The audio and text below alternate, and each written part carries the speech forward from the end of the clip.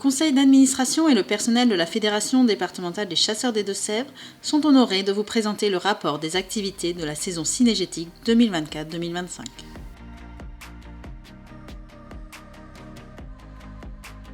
Après 3 années de mandature, le conseil d'administration présidé par Guy Talino est désormais complet suite à la cooptation de M. Benoît Alain. L'Assemblée générale de ce 17 avril 2025 devra ratifier cette cooptation par un vote. M. Benoît Alain représente les chasses privées du nord du département. Il est le référent des unités de gestion 101 et 102 et le suppléant de la 105 et 106. La saison 2024-2025 aura également vu quelques mouvements de personnel. Daniel Lavalette a fait valoir ses droits à la retraite au 1er juillet dernier, après quelques décennies au service des chasseurs deux-sévriens. 2024-2025 aura été aussi marqué par le départ de sa directrice, Alexandra Baron, en septembre 2024.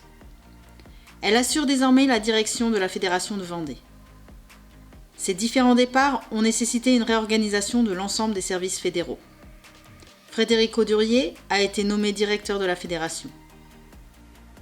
Au sein du service technique, 4 pôles ont été créés pour répondre aux grands enjeux de la chasse deux-sévrienne. Ces 4 pôles sont la formation et le grand gibier sous la responsabilité de David Bertonneau, le pôle haies et bocage sous la responsabilité de Laurent Bonnet, le pôle agroécologie sous la responsabilité de Hervé Botton, le pôle petite faune, prédateurs et déprédateurs sous la responsabilité de Alexandre Pousino. Chaque technicien chargé de ces différents pôles travaille en binôme avec un agent de développement sur les 4 secteurs géographiques du département pour répondre au mieux aux services des adhérents. La fédération comprend également 3 autres services qui sont le service administratif, le service animation nature et communication et le service environnement créé en 2024 et qui a pour objectif d'installer un peu plus le monde de la chasse dans des actions concrètes en faveur de la biodiversité ordinaire. Pour être totalement complet, il ne faut pas oublier le personnel chargé de l'entretien du siège social de la fédération. La vingtaine de salariés de la fédération est également appuyée dans ses différentes missions par la présence de jeunes accueillis par des contrats divers et variés, comme des volontaires en service civique ou encore des apprentis. La saison 2024-2025 aura également vu la mise en place du 4e schéma départemental de gestion cynégétique. Ce schéma de 6 années reprend les grandes orientations de la chasse deux-sévrienne et précise notamment l'ensemble des mesures de sécurité opposables aux chasseurs deux-sévriens et aux territoires de chasse. Enfin, la Fédération des chasseurs continue sa mue administrative en tendant vers le zéro papier.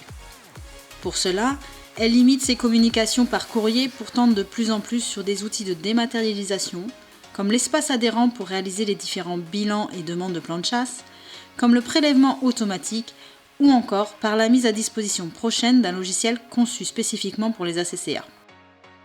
Ce dernier permettra aux bénévoles de réaliser une comptabilité simple, de gérer leurs adhérents ou bien encore de réaliser leur règlement intérieur. Tous ces outils doivent permettre de limiter encore plus notre empreinte écologique, tout en limitant les coûts de fonctionnement de la fédération. Le département des Deux-Sèvres compte 263 territoires en ACCA, 4 en AICA et 1120 en chasse privée. L'ensemble de ces territoires représente une surface totale adhérente de 464 637 hectares sur les 470 000 hectares chassables que compte notre département. Ces différents territoires de chasse ont accueilli 9 180 chasseurs ayant pris une validation dans notre département. 4 499 d'entre eux ont pris une validation départementale, 4 681 une validation nationale, dont 166 nouveaux permis. Malgré l'opération parrainage qui existe depuis 2016 et qui a permis en 2024 à 77 chasseurs de reprendre à chasser, le nombre de chasseurs continue de diminuer, avec une baisse estimée à 3,27% par rapport à l'an passé. Les fédérations des chasseurs ne sont pas de simples associations. Elles assurent un certain nombre de missions de service public et notamment depuis 2020 la gestion des plans de chasse et la gestion des ACCA. En 2024, le président Talino a dû prendre 35 décisions permettant de modifier les territoires de ces ACCA ou bien encore la modification des réserves de chasse et de faune sauvage.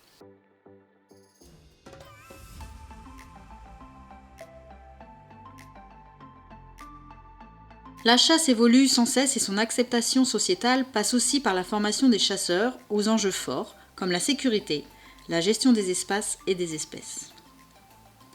La Fédération des chasseurs des Deux-Sèvres assure de nombreuses formations grâce à son personnel technique. Un catalogue de formations est d'ailleurs édité chaque année pour offrir gratuitement aux différents adhérents la possibilité d'enrichir ces diverses connaissances. En 2024-2025, 11 thématiques ont été proposées, ce qui a permis d'accueillir 1250 chasseurs à se former, par exemple au rôle de responsable de chasse collective, de chef de ligne, à la pratique de la chasse à l'arc, à la gestion des ACCA, à la chasse à l'approche ou encore au piégeage. En plus de ces formations basées sur le volontariat des participants, la Fédération départementale des chasseurs des Deux-Sèvres doit assurer des missions de service public, comme la formation à l'examen du permis de chasser. En Deux-Sèvres, 82% des futurs chasseurs qui ont été formés par le service technique ont obtenu leur fameux sésame, soit 173 reçus pour 212 candidats. De plus, la Fédération départementale des chasseurs des Deux-Sèvres a formé 40 futurs chasseurs et 52 parrains dans le cadre de la chasse à compagnie. Autre formation obligatoire pour la Fédération départementale des chasseurs des Deux-Sèvres est la formation sécurité décennale. Durant cette dernière saison, nos formateurs ont accueilli 916 chasseurs. Depuis la mise en place de cette formation décennale, 4015 personnes ont été sensibilisées à la sécurité, 2835 en présentiel et 1180 en distanciel, ce qui représente plus de 40% de nos chasseurs. Savoir-faire, c'est bien, faire savoir, c'est encore mieux. Pour cela, la Fédération départementale des chasseurs des Deux-Sèvres s'appuie sur 2 axes. L'animation auprès des scolaires et des divers apprenants, et la communication auprès du grand public. Grâce notamment au travail du personnel technique et d'Antoine Blanchet, animateur titulaire d'un brevet d'éducateur en environnement vers le développement durable, appuyé cette année par Gaël Burlot, la Fédération départementale des chasseurs des Deux-Sèvres est intervenue cette saison auprès de 155 classes, ce qui représente plus de 3400 enfants. Toujours soucieux de s'adapter aux multiples enjeux pour proposer des thématiques diverses et variées, le pôle éducation à la nature propose des animations aussi bien sur les milieux que sur les espèces. 7 grandes thématiques ont ainsi pu être développées en 2024-2025 autour de la faune sauvage des Deux-Sèvres, les oiseaux de nos campagnes, les auxiliaires de culture et les insectes pollinisateurs, la haie et le bocage, la mare et les zones humides, les chemins ruraux, l'environnement proche. En s'appuyant sur des actions concrètes de terrain, comme par exemple les plantations de haies, le moulage d'empreintes, la création d'herbiers, la mise à disposition de bacs à boue pour la construction de nids d'hirondelles, notre équipe d'animateurs a pu ainsi proposer 30 ateliers différents. Antoine participe également aux programmes nationaux, comme Écolien, ou aux programmes départementaux, comme Écorce, proposés par le conseil départemental. Ces multiples actions sont également possibles grâce à l'agrément en tant qu'association éducative complémentaire de l'enseignement public diligentée par l'Éducation nationale. L'autre action forte de nos chargés de communication et d'animation est la sensibilisation du grand public, des élus, des exploitants agricoles et membres d'autres associations. La gestion des différents réseaux sociaux et du site internet sont importants pour relater les informations et les actions menées. Au cours de l'année passée, la Fédération a été très active sur les différents réseaux sociaux et autres moyens de communication, avec plus de 130 publications sur Facebook, 50 sur Instagram, 40 actualités sur son site internet, 10 newsletters envoyés aux adhérents et plus de 110 articles sur la presse locale. À ce jour, plus de 3500 followers suivent la fédération qui compte plus de 220 000 vues. En 2024-2025, la Fédération départementale des chasseurs des Deux-Sèvres a également réalisé 66 animations auprès de différents publics, regroupant ainsi plus de 5300 personnes. Avec ces désormais traditionnelles animations en faveur du grand public, comme la Nuit du Lièvre, les sorties nocturnes à la découverte de la bécasse, ou bien encore la participation à des journées techniques comme les comptages de faisans et de perdrix, La Fédération départementale des chasseurs des Deux-Sèvres a participé pour la 5e année consécutive à l'opération J'aime la nature propre. Menée par la Fédération nationale des chasseurs dans le cadre de l'éco-contribution, cette action a trouvé en Deux-Sèvres un fort engouement avec la participation de 26 communes. Les 14, 15 et 16 mars 2025, 730 participants, dont 162 enfants, ont ainsi pu ramasser 62 mètres cubes de déchets en arpentant les chemins.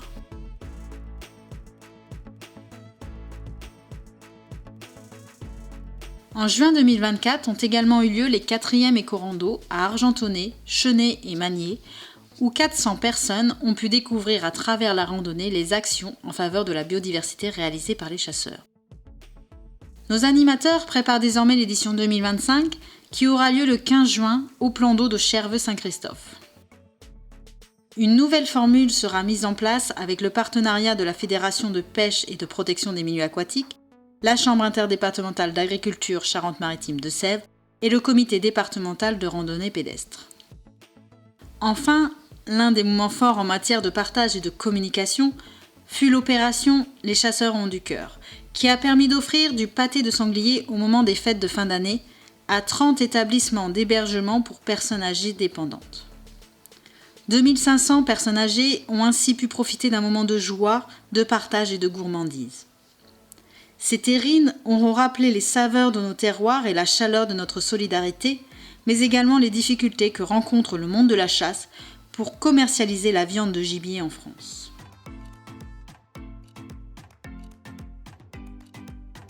Ces différentes animations et communications ne seraient pas possibles sans des actions concrètes et réalisées préalablement en faveur de la biodiversité. L'adage de Sévrien dit que sans diversité végétale, pas de diversité animale. Partant de ce constat, la Fédération des chasseurs, grâce à ses nombreux partenaires techniques et financiers, continue son travail d'amélioration de l'habitat. De nombreux programmes sont en cours. La création au sein de la Fédération d'un service environnement en 2024 ne fait qu'accroître nos actions environnementales et les Deux-Sèvres sont souvent reconnus au niveau national pour leur engagement en faveur de la biodiversité. Le programme Ecosentia Chemins ruraux cœur de biodiversité en est le parfait exemple. 5 nouvelles communes ont finalisé en 2024 leur inventaire des chemins ruraux, portant ainsi à 24 le nombre de territoires ruraux impliqués. Ces 5 communes sont Cherveux, Xaintré, Pressigny, Fressines, Braille-la-Couarde. Grâce aux forces vives du territoire que sont les élus, les bénévoles, les agriculteurs et les chasseurs, 570 km de chemins ont ainsi pu être inventoriés et ont permis la plantation de 3 km de haies et de 6 hectares de bandes mellifères. En 2025, la commune de François s'est engagée dans le programme Ecosentia qui évolue vers de nouveaux projets, comme l'opération Pollinisme Ville, l'ABC communal pour l'inventaire de la biodiversité ou encore la restauration de mares.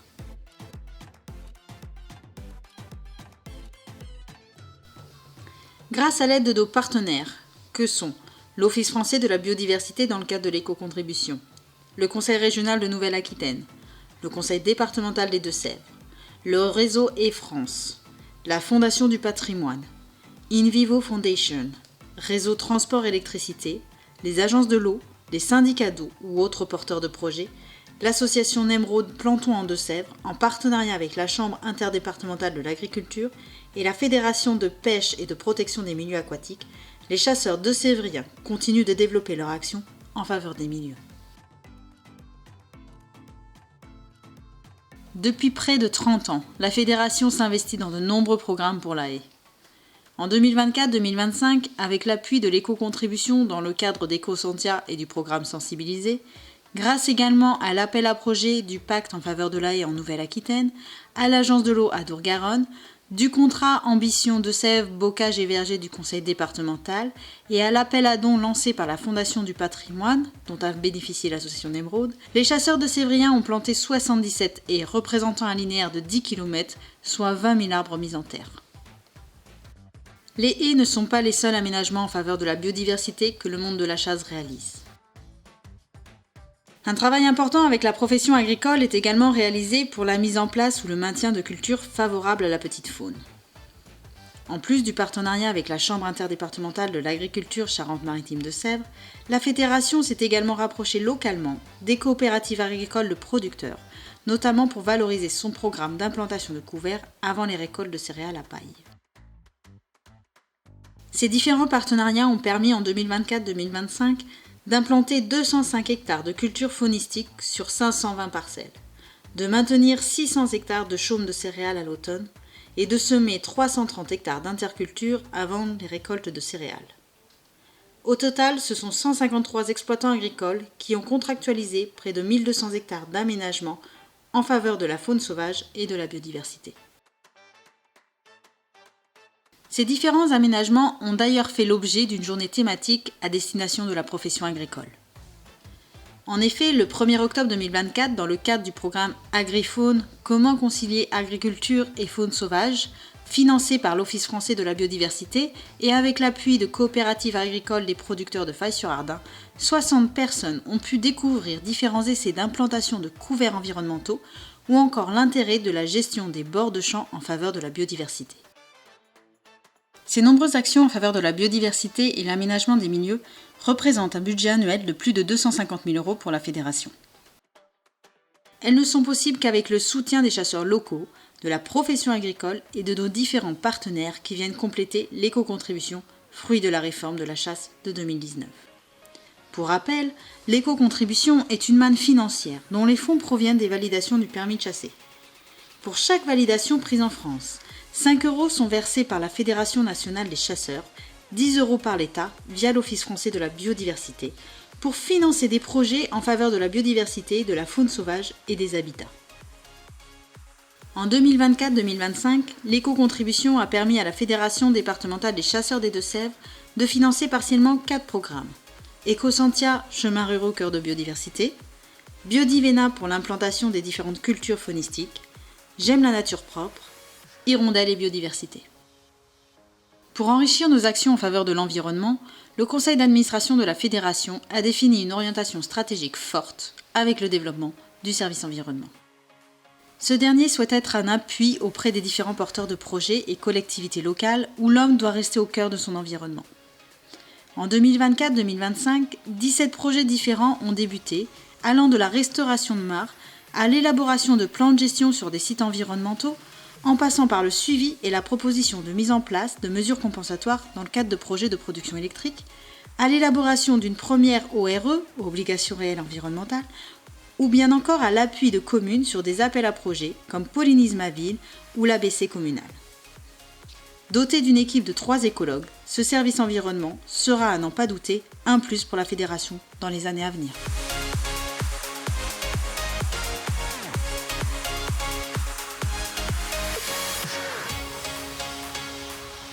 L'ensemble de ces actions en faveur du milieu permettra le développement de la faune sauvage. Les projets de territoire en faveur du petit gibier en sont d'ailleurs le meilleur exemple, avec les efforts consentis sur les giasques des vallées de l'Autise et de l'Écré, ou de Pelbois d'Yves et Bouleur en faveur du faisan, ou bien sur le GIC Courance-et-Mignon pour la perdrix grise. Ces différents groupements, représentant près de 35 000 hectares en gestion, ont pu profiter des oiseaux issus de souches sauvages, avec 3 500 faisans lâchés, issus de l'élevage conservatoire des souches de l'Office français de la biodiversité, et 1200 perdrix grises provenant du collectif national Perdrix. Les résultats de comptage sont encourageants. Cependant, les efforts à fournir restent importants pour pouvoir chasser demain des oiseaux naturels. Seules quelques communes du Giasque des vallées de l'Autise et de l'Égré ont pu prélever quelques oiseaux en 2024. Un nouveau territoire vient d'ailleurs de s'engager en faveur du faisan avec la commune déléguée d'Aigonnet. Conformément au schéma départemental de gestion cynégétique 2024-2030, les communes riveraines au nouveau projet de territoire devront désormais également mettre en place des mesures de gestion. Le service technique et les membres de commission fédérale Petite Faune et ses habitats ont rencontré l'ensemble des détenteurs des communes riveraines au Giasque Pelbois d'Yves et Bouleur, ainsi que ceux de la commune d'Aigonnet, pour les informer qu'à compter de la prochaine saison, le tir de la poule faisane serait suspendu sur leur territoire, et ce afin d'optimiser les chances de réussite des projets de réintroduction de faisans communs. Concernant le lapin, la Fédération départementale des chasseurs des Deux-Sèvres continue de soutenir techniquement ou financièrement quelques projets, comme sur la société de la Peur Bleue de Saint-Amand-sur-Sèvre, sur le site de l'IFCAM, propriété du conseil départemental, ou bien encore sur le terrain militaire d'Avron. L'ensemble de ces projets en faveur du petit gibier ont reçu des aides de la part de la Fédération départementale des chasseurs des Deux-Sèvres à hauteur de 70 000 € en 2024-2025.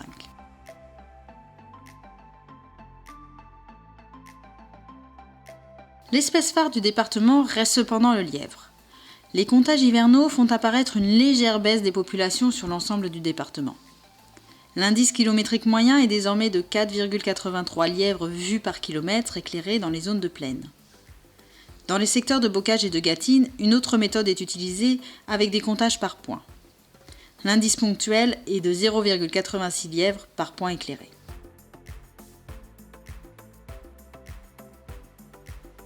Pour la 3e année consécutive, la reproduction du lièvre a été mauvaise, notamment en période estivale.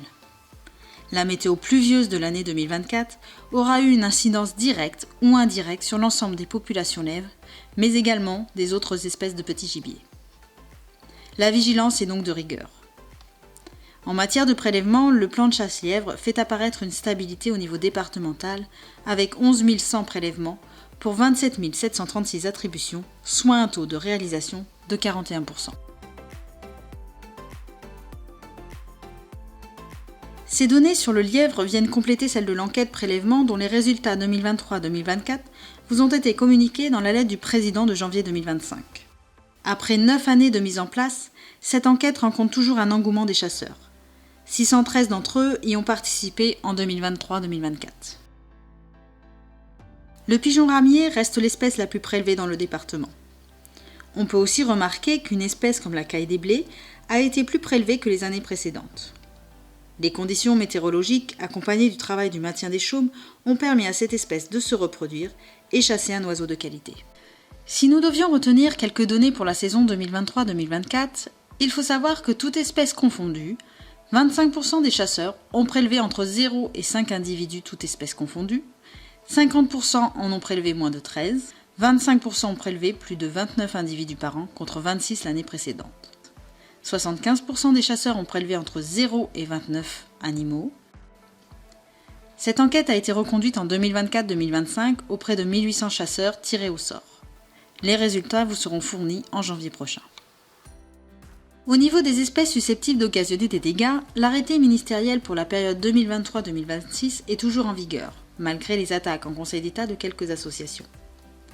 Pour le département des Deux-Sèvres, nous vous rappelons que le renard, la corneille noire, le corbeau-freux et la fouine ont le statut ésode.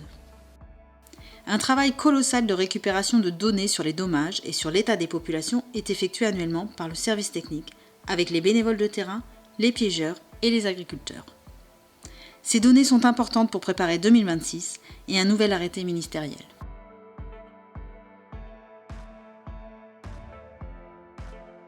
Après nous être intéressés au petit gibier, attardons-nous maintenant sur le grand gibier. Concernant le chevreuil, la saison 2024-2025 est la dernière année du 4e plan de chasse triennal. Au total, 13 640 chevreuils ont été prélevés sur les 14 827 attribués, soit un taux de réalisation de 92%. Ce taux est relativement stable et conforme aux premiers triennaux. 2025 verra la mise en place d'une 5e période triennale qui s'achèvera donc en 2028. Le service technique a rencontré en avril 2025 l'ensemble des détenteurs de droits de chasse lors de 19 réunions d'unités de gestion afin de présenter les diverses propositions d'attribution. Ces attributions se veulent relativement stables pour la période 2025-2028 en raison de quelques problèmes sanitaires rencontrés chez l'espèce chevreuil et de la mise en place du tir à la grenaille à compter de la prochaine saison. La Commission fédérale Grand Gibier a d'ailleurs œuvré cet hiver pour proposer à Madame la Préfète des dispositions de mise en place du tir à la grenaille en reprenant les règles déjà appliquées dans nos départements voisins. L'autre espèce de grand gibier soumise au plan de chasse est le cerf. Ce dernier continue sa colonisation du département. Lors de cette saison, 231 ont été attribués permettant le prélèvement de 138 animaux, soit un taux de réalisation de 60%. Enfin, concernant le sanglier, la dynamique de population reste bonne dans de nombreux secteurs du département, et notamment sur la façade ouest de notre département. Le Marais Poitevin et le secteur autour de Secondigny est problématique depuis quelques années. La vigilance y est accrue. Il s'est prélevé durant la saison 2024-2025 3000 sangliers, soit une baisse de 10% par rapport aux 3 dernières années. Cette baisse est difficilement explicable au vu des nombreux indices et dégâts constatés sur plus de la moitié des communes du département. Les dégâts indemnisés aux agriculteurs durant la saison 2023-2024 s'élevaient à 190 000 €, conformément aux objectifs fixés par le conseil d'administration. Malheureusement, 2024-2025 aura vu les dégâts augmenter. Ils avoisinent à ce jour les 225 000 € et font apparaître une projection au 30 juin 2025 supérieure à 250 000 €. La réforme du système d'indemnisation et la météorologie pluvieuse de 2024 ont eu un impact sur le compte dégâts. En effet, les pluies ont retardé les semis et les récoltes, notamment de maïs, dans de nombreux secteurs, ayant pour conséquence un couvert resté en place sur une période plus longue, provoquant un erratisme des suidés et limitant aussi les prélèvements, notamment en automne. La situation du compte analytique dégâts est maîtrisée à court terme grâce au plan d'accompagnement de l'État qui permet entre 2024 et 2026 une aide financière estimée à 150 000 € pour 3 ans pour le département des Deux-Sèvres. Ce plan d'accompagnement est accompagné d'une boîte à outils permettant de faciliter la baisse des populations.